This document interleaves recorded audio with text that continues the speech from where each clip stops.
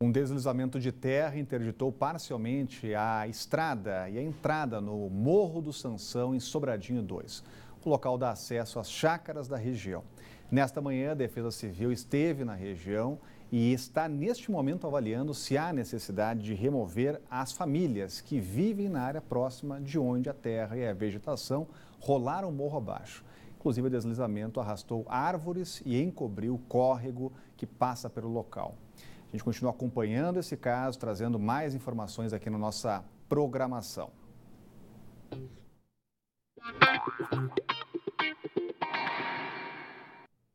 Hoje é Dia Mundial de Conscientização da Doença de Parkinson, um dos problemas neurológicos mais comuns no mundo e que afeta pelo menos 1% da população mundial acima dos 65 anos. Só no Brasil, a estimativa é que 200 mil pessoas convivam com a doença. No Consulte Doutor de hoje, vamos conversar com o neurologista Pedro Brandão. Pedro Brandão está com a gente aqui. Doutor, obrigado pela presença aqui no Band Cidade. Obrigado pelo convite. Esse é um assunto importante. Existe muito estigma ainda em torno do Parkinson? Muita gente não vai ao médico para fazer a identificação, doutor?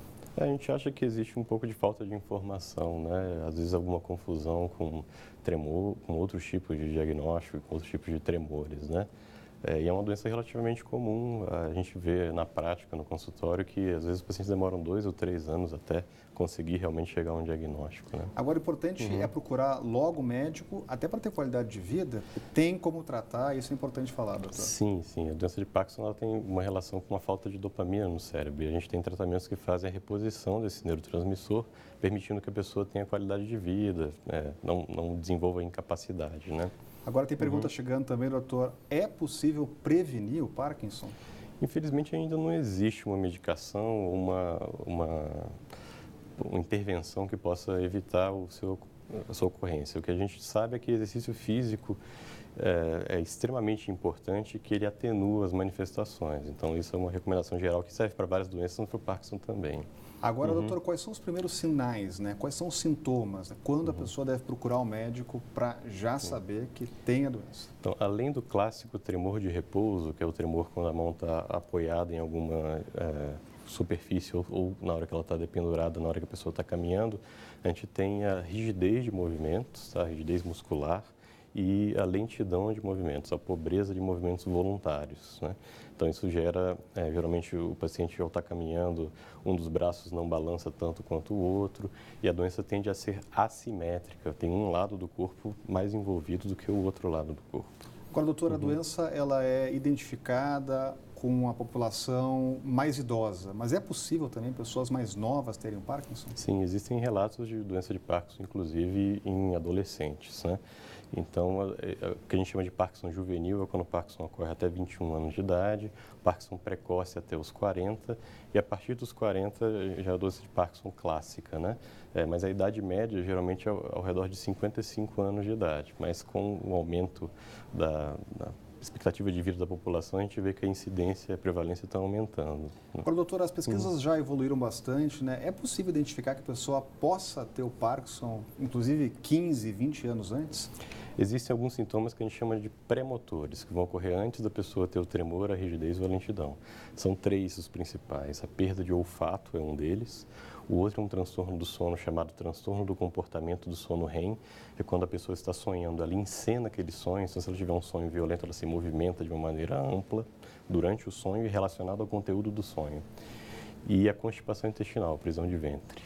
Então, quando tem esses 3 sintomas, é bom já procurar um médico? Acredito que sim, acho que já é uma medida interessante para ser monitorado, né?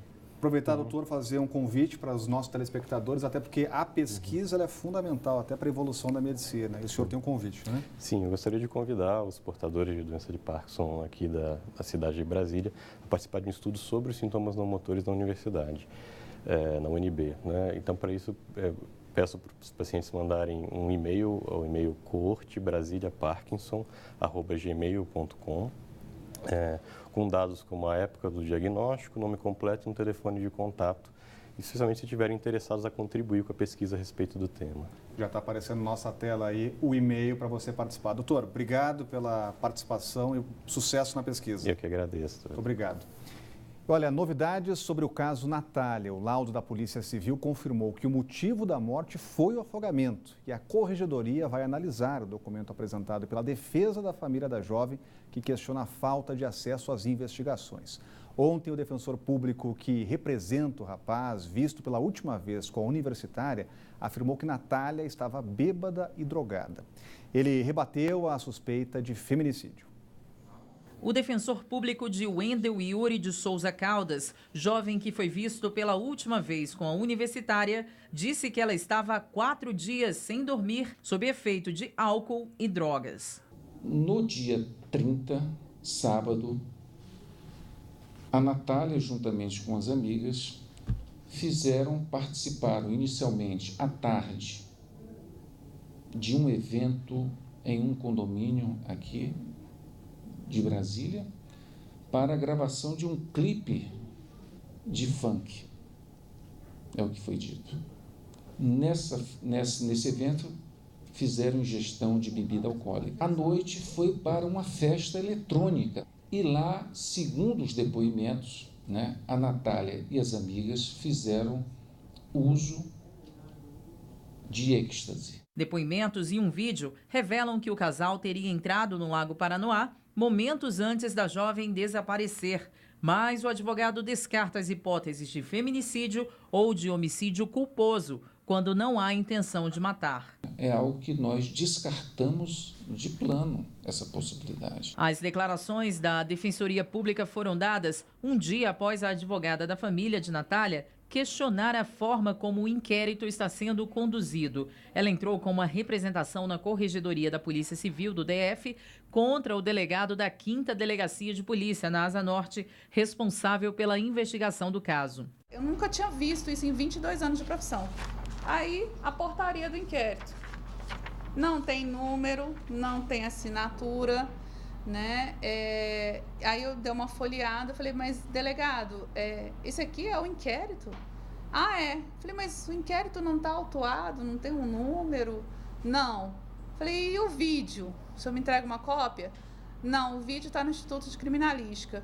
A Corregedoria da Polícia Civil do Distrito Federal informou que recebeu a representação da advogada da família da Natália e que vai analisar o documento. O corpo de Natália Costa foi encontrado no Lago Paranoá, perto do Clube Almirante Alexandrino, no dia 1º de abril. No dia anterior, a jovem estava com um grupo de 10 a 15 pessoas num churrasco. A jovem teria desaparecido por volta das 6 horas da tarde. Até o momento, ninguém foi preso. E a polícia investiga a morte de um homem de 34 anos com 10 tiros a queima-roupa. Tiago Alves de Souza foi executado em Ceilândia. O caso aconteceu na última terça-feira, mas só veio à tona agora com a divulgação de fortes imagens. Segundo testemunhas, Tiago Alves de Souza, de 34 anos, havia acabado de roubar um supermercado na QNM 9, em Ceilândia. Depois do crime, ele foge dentro de um carro que está ao lado de um ônibus. Ele aguardava o semáforo abrir quando uma câmera de segurança registrou um outro carro subindo na calçada. Neste momento, um homem desce e atira 10 vezes em direção a Tiago. Repare ainda, uma mulher que estava no carro com Tiago sai correndo para fugir da execução. O rapaz chegou a ser socorrido pelo Corpo de Bombeiros, mas morreu no hospital regional da cidade. Até a última atualização desta reportagem, os autores do homicídio não tinham sido encontrados pela polícia. O caso é investigado pela Delegacia de Ceilândia Centro. Jair Bolsonaro participou ontem à noite de um jantar com 42 embaixadores de nações árabes para minimizar o climão entre o Brasil e os países islâmicos após viagem a Israel. Voltamos a falar ao vivo com Renata Dourado. E já melhorou o clima com os países depois dessa reunião, Renata? Tudo indica que sim, viu? Vamos ver aí os próximos passos, as próximas etapas, mas tudo indica que sim, Rodrigo. A gente lembra aqui que quando teve em Israel, há cerca de 10 dias, o presidente Bolsonaro chegou a anunciar a abertura de um escritório de negócios em Jerusalém, o que, claro, desagradou aí a comunidade, das nações islâmicas. E a gente lembra também que durante a campanha e mesmo depois que foi eleito, o presidente Bolsonaro chegou a cogitar a possibilidade de mudar a embaixada brasileira, que hoje fica em Tel Aviv, para Jerusalém, causando aí também uma certa repercussão. Isso porque, Rodrigo, a comunidade internacional como um todo, os próprios países que fazem parte da ONU, eles entendem que Tel Aviv é sim a capital, inclusive as embaixadas desses países ficam exatamente em Tel Aviv. Recentemente aqui, o presidente Donald Trump fez essa mudança, né? Mudou a embaixada de Tel Aviv para Jerusalém, causando também aí uma grande repercussão.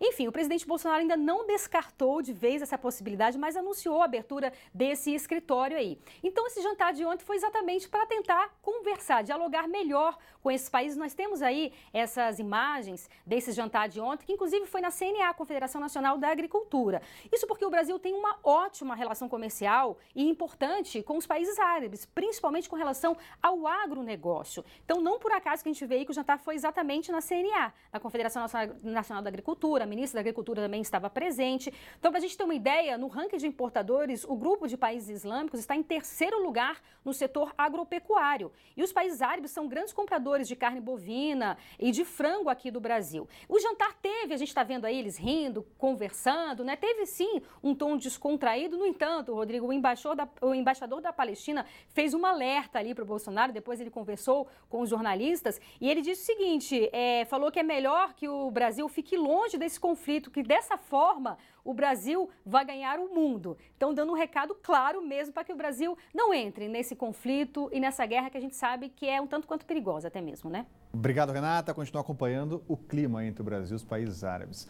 E olha, a seguir você vai conhecer a história da Paçoca, cachorrinha de estimação que ganhou o direito de visitar o dono no Hospital do Coração.